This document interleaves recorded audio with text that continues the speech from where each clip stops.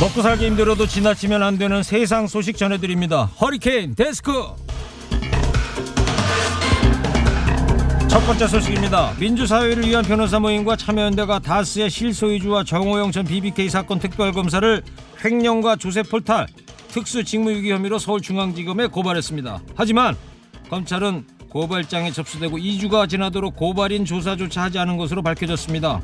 또 연말을 맞아 미제 사건 처리에 정신이 없는 형사부에 사건을 배당하는가 하면 서울중앙지검이 아닌 다른 재경지검으로 이관하려다가 불발되기도 했는데요. 정호연 전 특검의 공소시효는 이제 2달 남짓 남은 상태입니다. 언제까지 강 건너 불 보듯 뒷짐만 지고 계실 겁니까?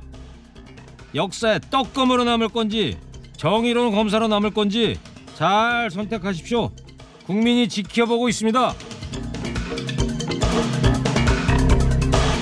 최용집 전 강원랜드 사장, 채용이 다 끝난 시점에 21명을 추가 합격시켜라, 이런 지시를 내렸습니다.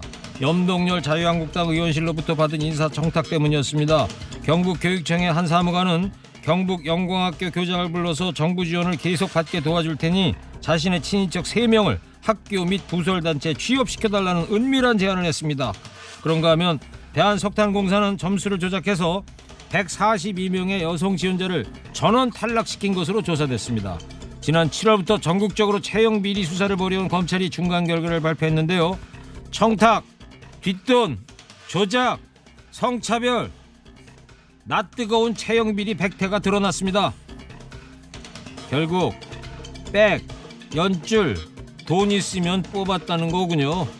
오늘도 노량진 고시촌에서 컵밥 먹으며 꿈을 향해 달려가는 수많은 청춘들은 이 뉴스 앞에서 길을 잃을 수밖에 없습니다. 다음 소식입니다.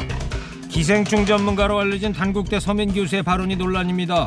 중국 경호원으로부터 폭행을 당한 한국 기자들을 비난하고 나선 사람들을 향해서 문빠가 미쳤다, 문빠 너희들은 환자야, 치료가 필요해 라며 비판하고 나선 건데요. TV뉴스가 땡문뉴스로 바뀌면 정말 좋은 세상이 올까? 안타깝게도 문빠들은 그렇게 믿는 모양이다 라고 지적하기도 했습니다. 또 더 큰 문제는 문빠의 존재가 문 대통령에게도 전혀 도움이 안 된다는 사실이라고 덧붙였는데요. 자, 시끌시끌합니다. 이번 논란 청취자 여러분은 어떻게 보십니까? 메르켈 독일 총리는요, 건강한 민주주의는 반대 의견을 얼마나 접하는가에 달렸다라고 말했습니다. 이번 논란을 계기로 뉴스의 홍수 속에서 편견에 갇히지 않는 건강한 논의의 장이 열리길 기대해봅니다. 한우의 등급을 매기는 축산물 품질평가원이 등급을 조작한 정황이 드러났습니다. 2등급의 상위 품질인 한우를 1등급으로, 1등급 상위 품질인 한우는 1+ 등급으로 올렸었는데요. 왜 그런가 봤더니 높은 등급이 많이 나오면 기관 평가 점수가 올라가기 때문이라고 합니다. 실제로 경영평가 등급이 C에서 A등급으로 수직 상승, 직원들은 수백만 원에서 수천만 원까지 성과급을 받았다는군요. 반면 상당수 소비자는 같은 품질의 한우를 돈을 더 주고 먹어야 했는데요. 그러니까 한우 등급 올려서 본인들 몸값 올렸다는 얘기인데, 돈 좋아하다가 소랑 동급돼 버렸네요. 음에. 마지막 소식입니다.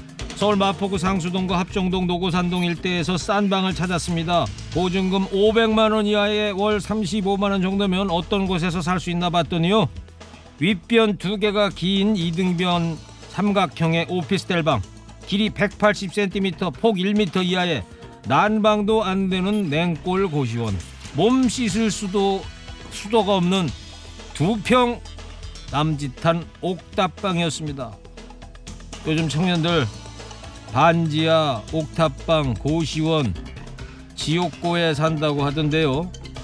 주택법에는 최저 주거 기준이란 게 있습니다.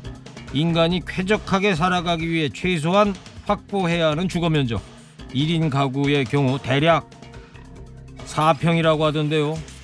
한 평짜리 인생 참으로 살아가는 건지 버텨가는 건지 모르겠습니다.